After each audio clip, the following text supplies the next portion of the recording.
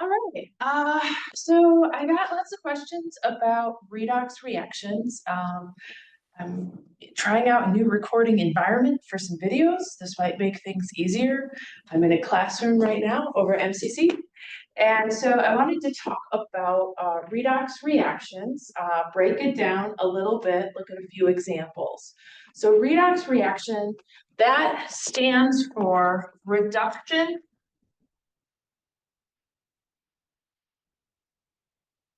and oxidation.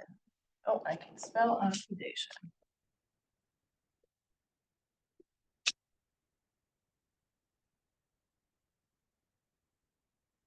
Okay, so reduction, that is when you have an element that gains electrons. And an example of this would be if magnesium, if it has a charge, so if it's an ion, well, actually, maybe I'll reverse this.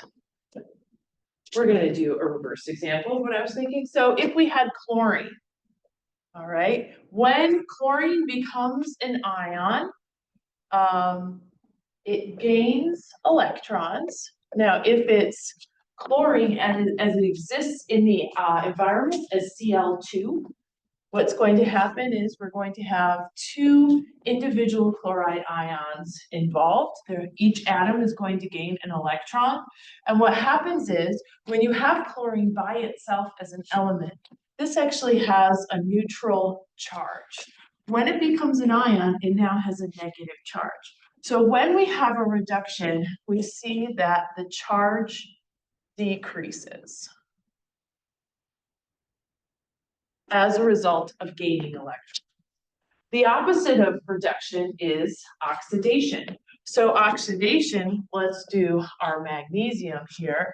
If magnesium is a neutral element, it's turning into its ion, what happens is it actually gives away two electrons to another atom, maybe chlorine, we're going to see that coming up, and then it becomes magnesium 2+.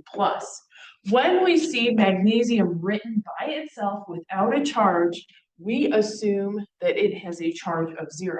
So it's going from a charge of 0 to 2+. So in oxidation, when you have an element losing an electron or more, we see that the charge increases.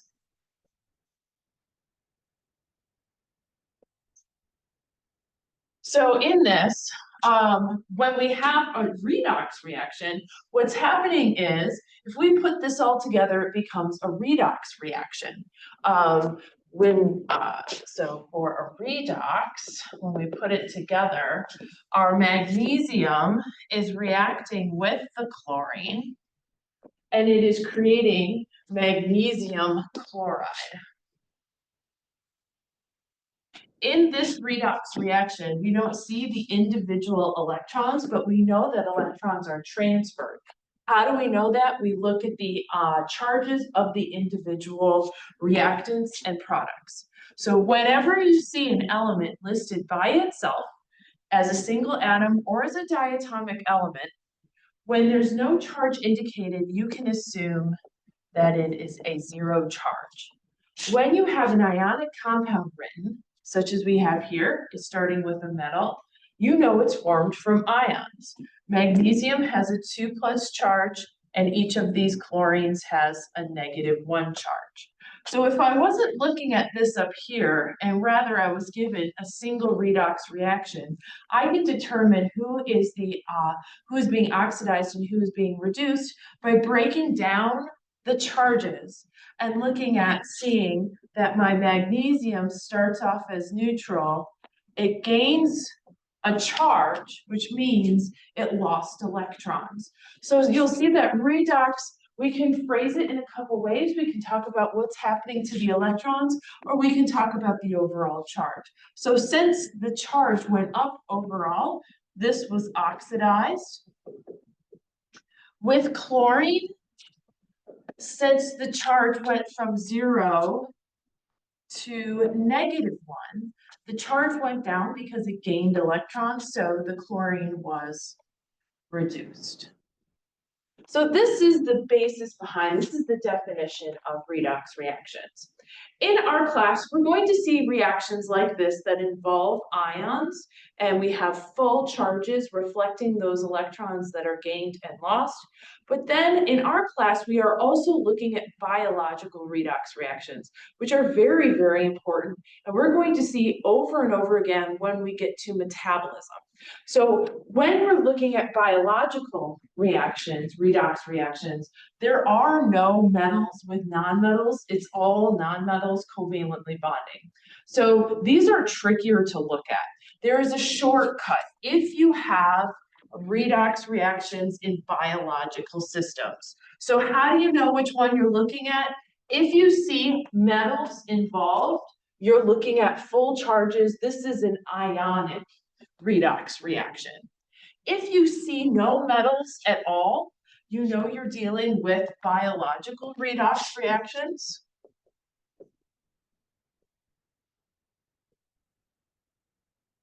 And we have shortcuts of being able to tell what's going on. With oxidation, it's all about, so when we're looking at these, oxidation, okay, I'm talking and writing. With biological redox, it's all about what's happening with hydrogen and oxygen.